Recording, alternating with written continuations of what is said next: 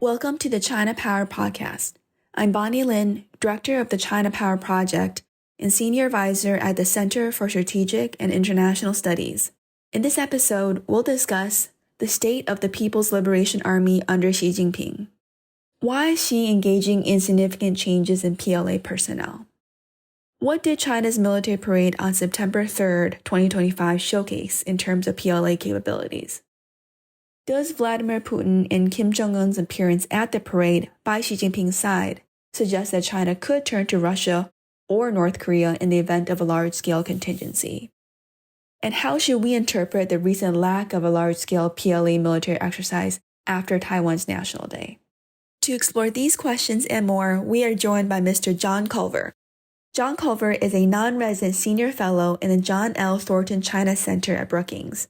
Prior to retiring from the Central Intelligence Agency in 2020, he served since 1985 as an analyst and manager on China, with a particular focus on the People's Liberation Army.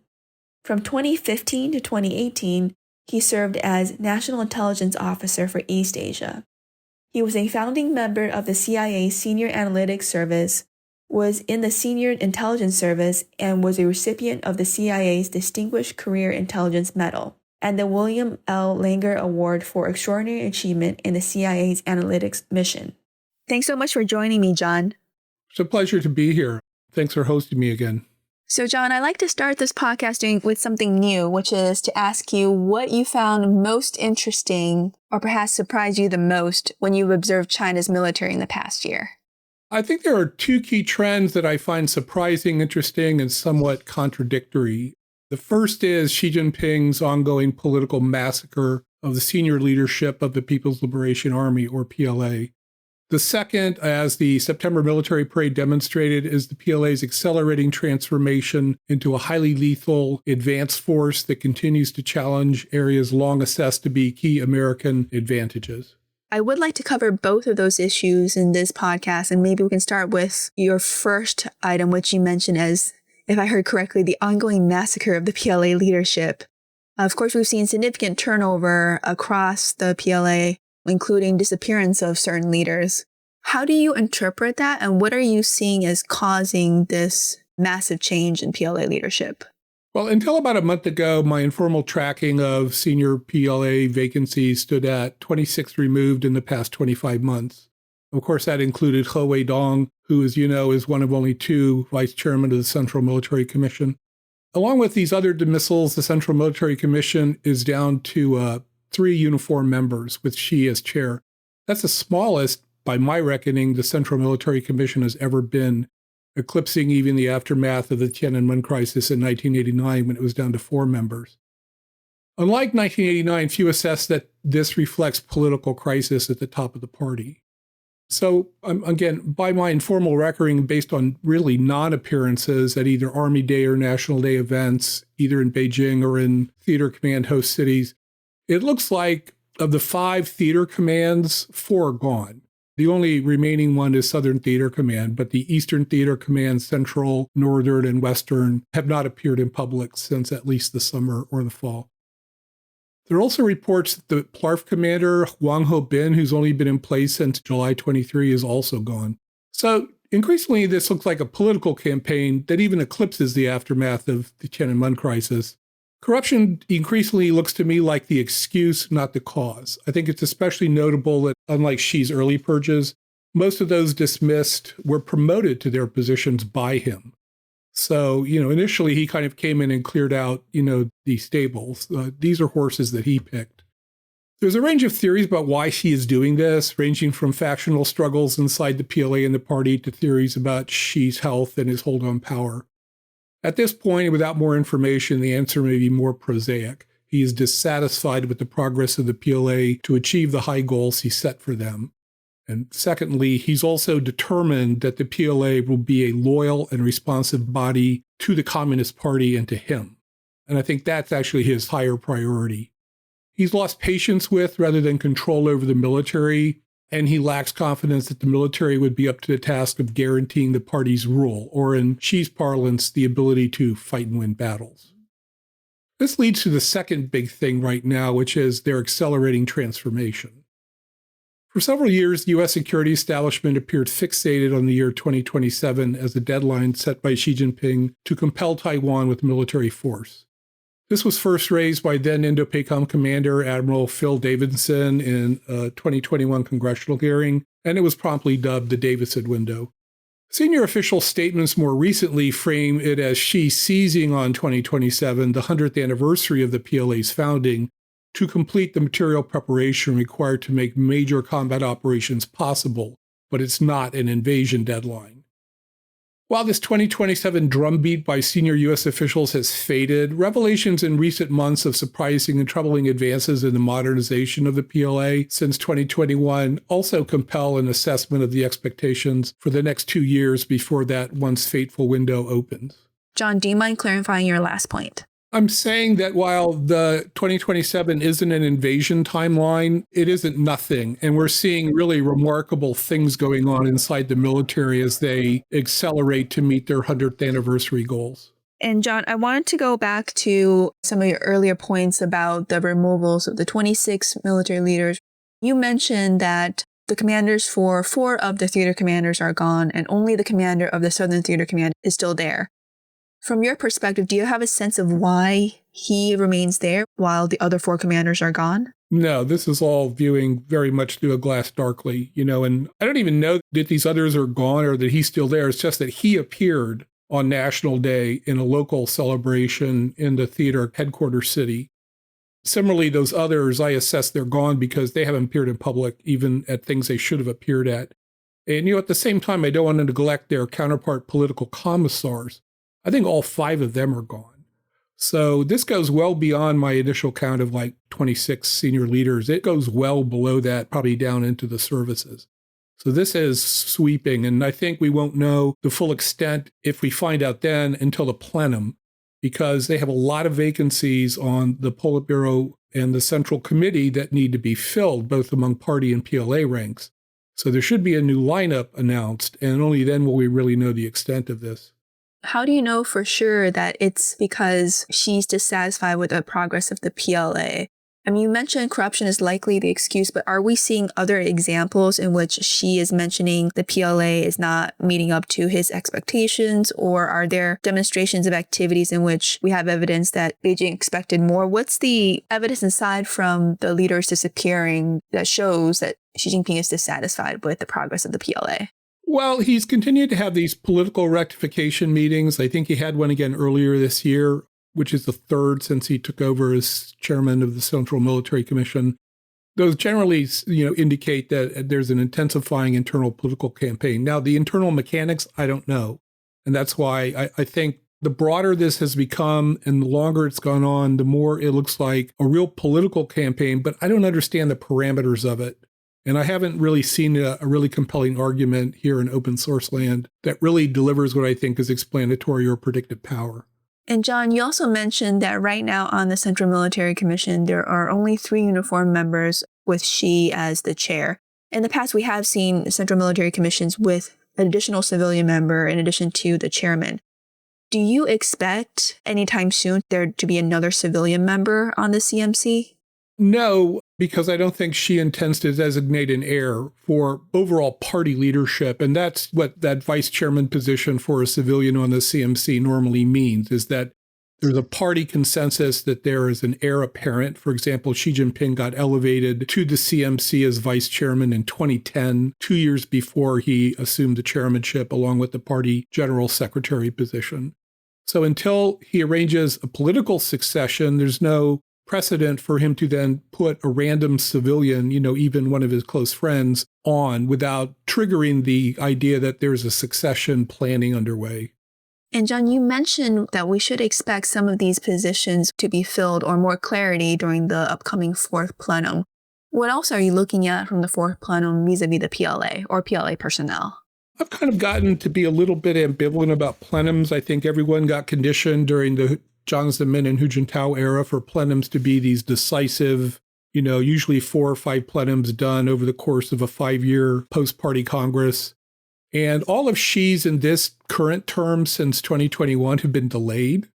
And then when they do occur, they don't cover what normally would be covered at that plenum. So like the 3rd plenum that they finally held very, very recently, a few months ago, normally would deal with economic policy, but this one really didn't. Instead, they're doing more large work conference groupings on these issues like party structure and reform and economic policy outside of a plenum cycle. So I think the plenum is really something used by Xi now, not to deliberate policy, but to deliver it after he's already decided.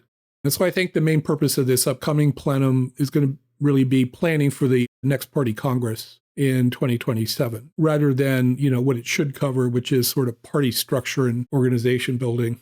So what do you look to then in terms of the next big event related to PLA personnel? Or are you just watching what's happening over time without looking to any particular big event or big convening? Well, if the plenum comes and goes without clarity, then I think the next thing we're going to look at is the National People's Congress after the Spring Festival in 2026, because there they need to fill the parallel state positions that have been vacated, like defense minister. He should be elevated to the state central military commission in that role and be serving on the state council. So it's going to be more notable if things don't occur, which means we're going to continue to be, again, perceiving through a glass very darkly. John, I wanted to go back to what you were mentioning earlier, which is that she believes the PLA hasn't moved fast enough. From your perspective, what are factors that are preventing the PLA from moving as fast as Xi Jinping wants? Is it purely a personnel issue, or is it actually something deeper rooted that she is trying to address? What we know is people are disappearing. So I'll try and put my version of meaning on that, and then we could have a discussion.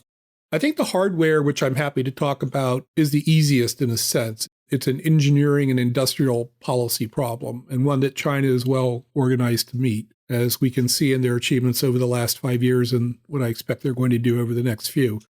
I think the harder thing is realizing the goals that he gave them in 2015 for major structural reform, which is to produce I'll use the Department of War's favorite lexicon, highly lethal force that can conduct large-scale integrated joint operations, at a theater level.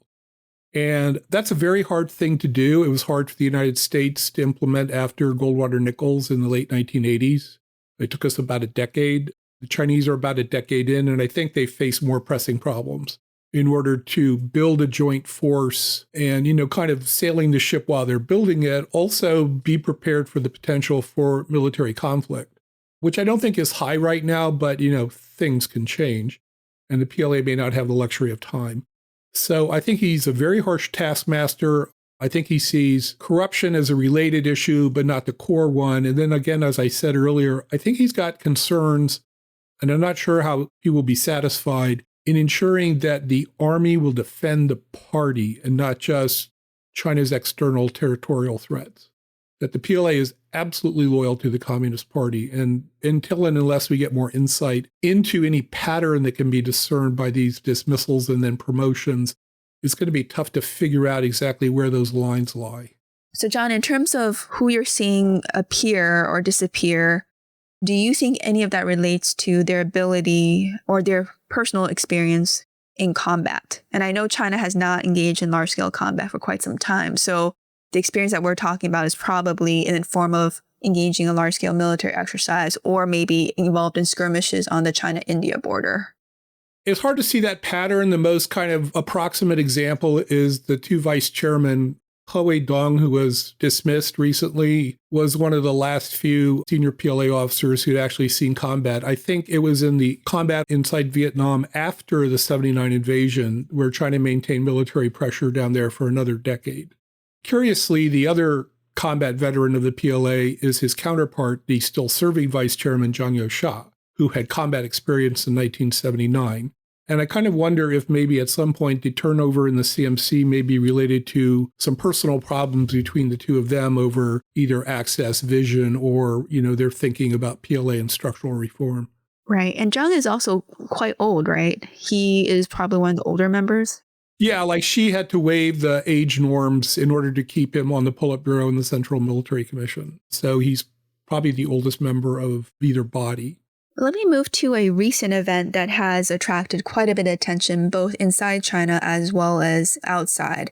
And from what I hear, this event has also reinforced Beijing's confidence of China's rise. And that's the September 3rd military parade, where China displayed a number of new systems, as well as we had a very high-profile international setting where Xi Jinping was flanked by Vladimir Putin as well as Kim Jong-un.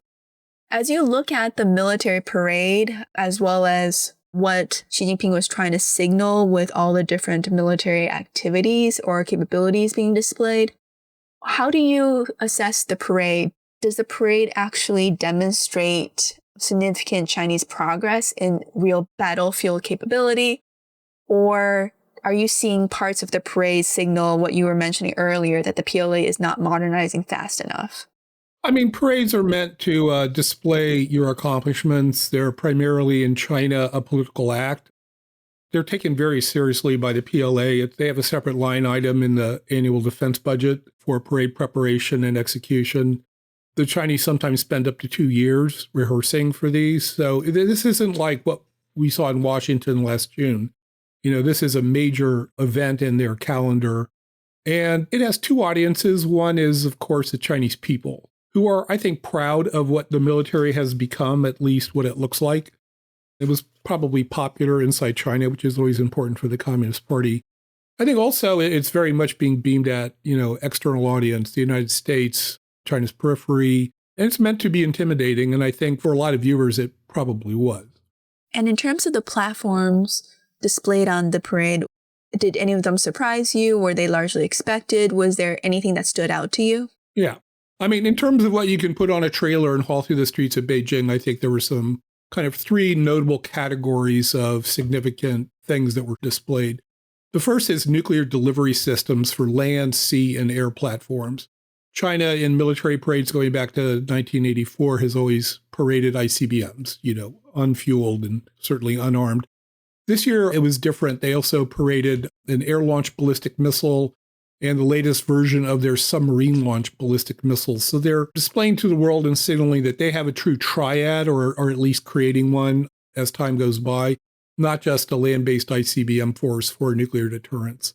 So, it signals to me, and if you then companion that with DOD's reporting since 2021 that China's expanding its nuclear forces fivefold over the next 10 years. So they're building out to near-peer nuclear status, and they're going to have the delivery capabilities that are commensurate with that status, just like the US and Russia.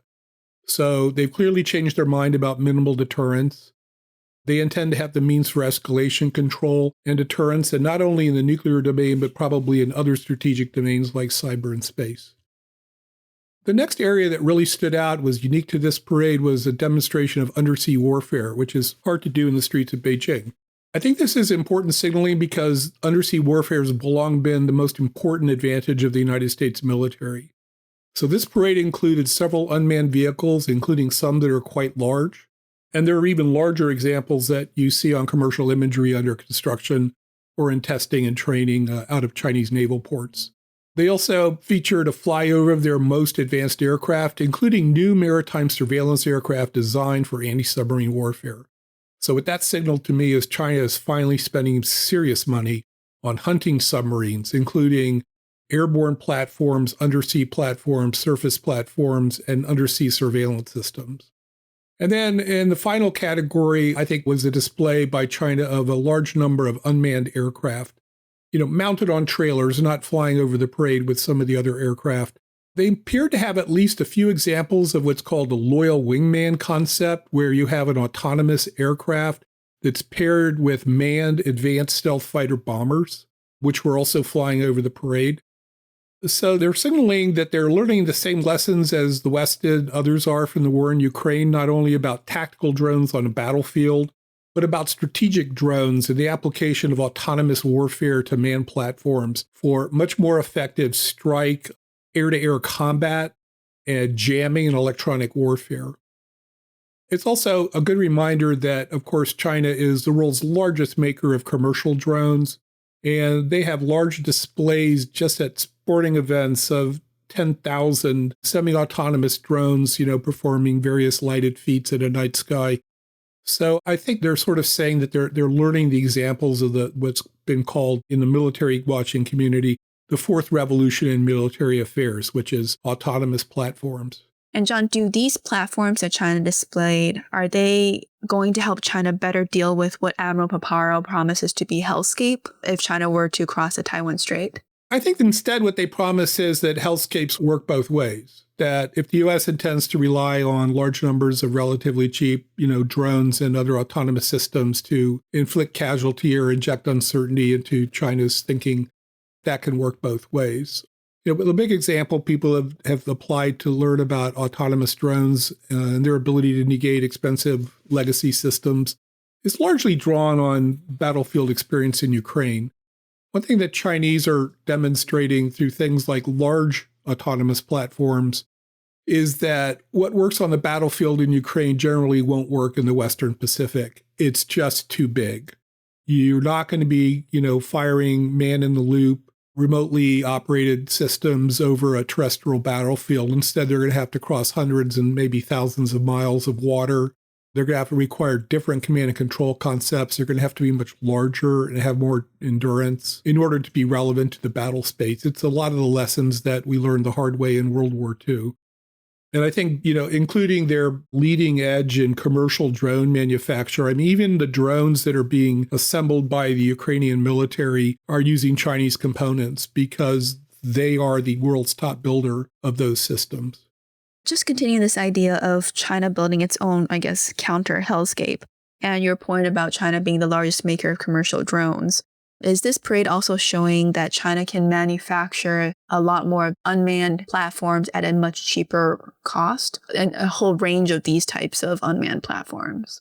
Yeah, I think so, especially for things that are combat relevant in the Western Pacific. It's one thing to have a short range system that can fly 100 miles for a couple of hours, and one that can operate at combat relevant distance and time scale over the Western Pacific. It's just such a large expanse and such a large maritime expanse. I think, like almost everything else they've turned the PLA toward, their ability to produce at industrial scale really doesn't have any counterpart in the West or the United States. Their ability to manufacture ships, their ability to manufacture submarines, even at a peacetime pace. This isn't a war mobilization that they're operating under. But they are the world's largest industrial power. In many ways, the position we enjoyed in World War II has now been assumed by the Chinese. And John, that relates me to another question I have for you, which draws on work on how to understand this growing relationship between China, Russia, and North Korea. As you know well, when it comes to Ukraine, China and North Korea aiding Russia in a variety of ways. If we were to look at a large-scale or a protracted China conflict over Taiwan or in its periphery, to what extent do you think China might be turning towards either Russia or North Korea? Yeah, especially with regard to North Korea, I don't see the North Koreans bringing much to the table that the Chinese don't already have covered.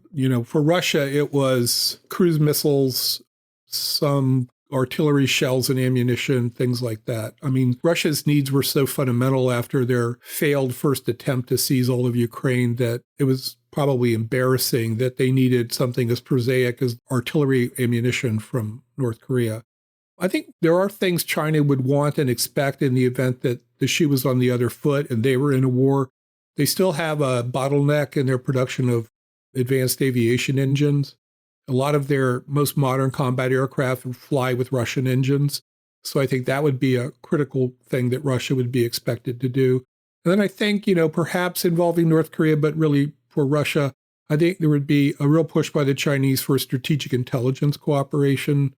I think that to the extent Russia brings anything new to the table in terms of space tracking and maritime surveillance and situational awareness, that it would be something that the Chinese would desire.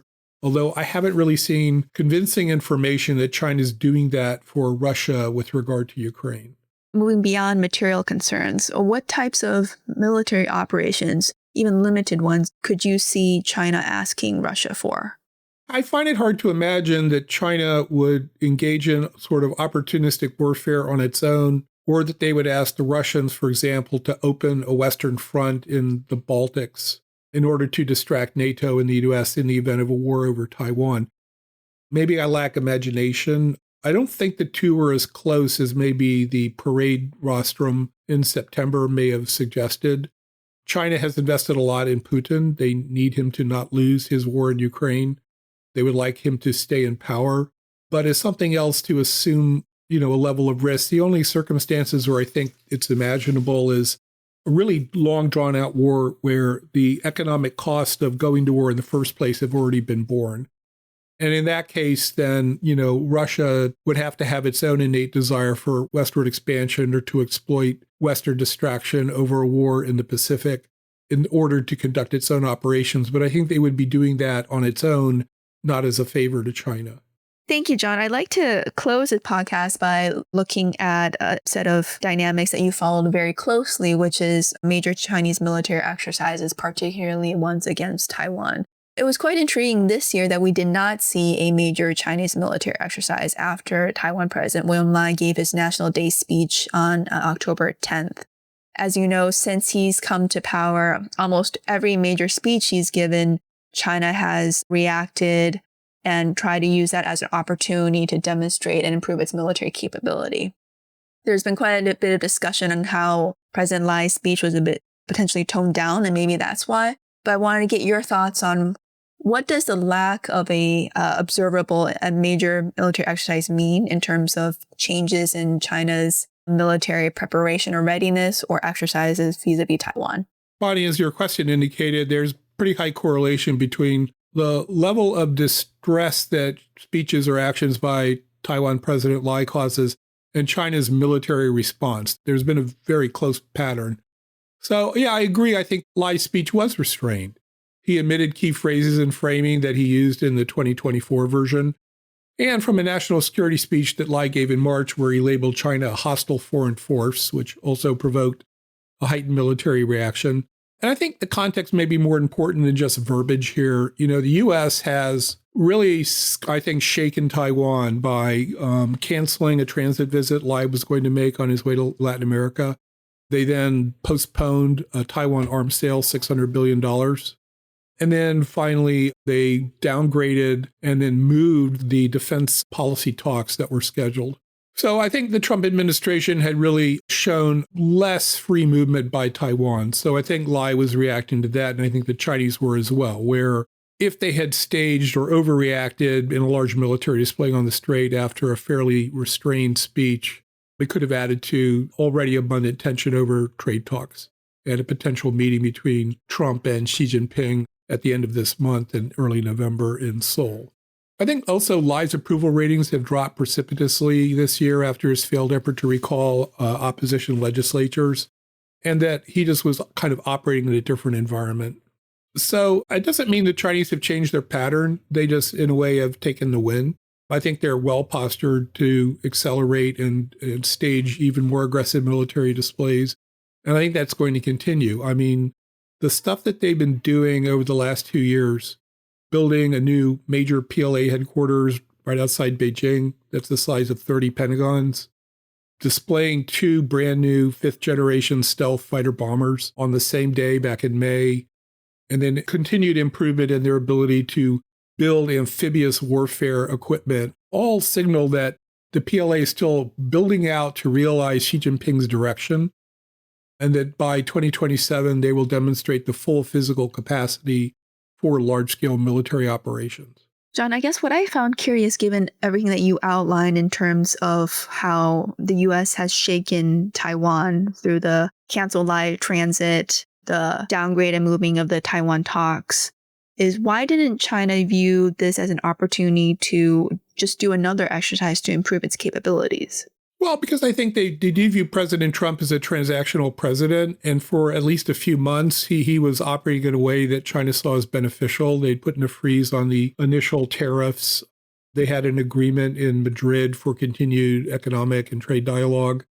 And, we've seen in the last week just how fragile those things can be, perhaps. But they just didn't need to add any new, noise to the signal, if you will, over U.S.-China relations. And one final question for you, John. In terms of what China is doing, obviously the much larger military activities are more easily observable, but we also have seen a lot more activities by China's Coast Guard that sometimes fall under the radar. How do you assess China's preparations and modernization of its Coast Guard? Of course, it's interesting. They built in the last decade the largest Coast Guard in the world. It used to be second to Japan, and now it's much, much larger. And of course, it's much more actively involved in shoving people around than the Chinese Navy, especially in the South China Sea and occasionally in the East China Sea and episodically around Taiwan. The first thing you have to know about the Chinese Coast Guard is it's not actually a Coast Guard. It's a large paramilitary force subordinate to the People's Armed Police. I think it's very revealing about its actual role and mission. It doesn't do maritime safety inspections and search and rescue like a normal Coast Guard. They actually have a whole nother, Coast Guard for that called the Maritime Safety Administration, which isn't near as big. So the Coast Guard is actually a sovereignty assertion force and then an important backstop for the Chinese Navy for maritime operations. So when you see them pushing the Philippines around as they did last week with boat ramming, more water cannon shooting, that's kind of their main role. It's sovereignty defense in disputed areas, not maritime safety and administration. Right now, with regard to the Coast Guard, there's a lot of fear that China, among its various designs on Taiwan, instead of opting for invasion, could opt for blockade or quarantine. And they certainly have, on paper, the vessels to do that, although it would be a joint force operation. I'm actually kind of reassured that you haven't seen the Coast Guard really build up its skill set to execute blockade or quarantine operations. I'm not saying they couldn't do it, but it's a command and control scale problem that I haven't seen them work, where I'd actually get more worried if you saw them working the Coast Guard and the maritime militia into their next Taiwan exercises, and not just in onesies or twosies. They've done it once in an exercise last year, but to build the scale of that and demonstrate that they're really working to have the command and control and coordination solved for a very complex, open-ended operation. Thank you. I actually have another question. This, I promise, will be the final question for you, John. Do you have any thoughts on who might replace He Weidong? No. That just shows you how little of an understanding we have from the outside of what's happening within the PLA. When, John, you say no, and you're one of the leading experts on this in the United States. It's indicative because if you were to rack and stack a list of likely replacements for him, you don't know if they themselves have already been cashiered. So even understanding what the pool is to fill a vice chairman's position, on paper, it would probably be the current head of the General Staff Department. But I'm not sure that's how the system works anymore.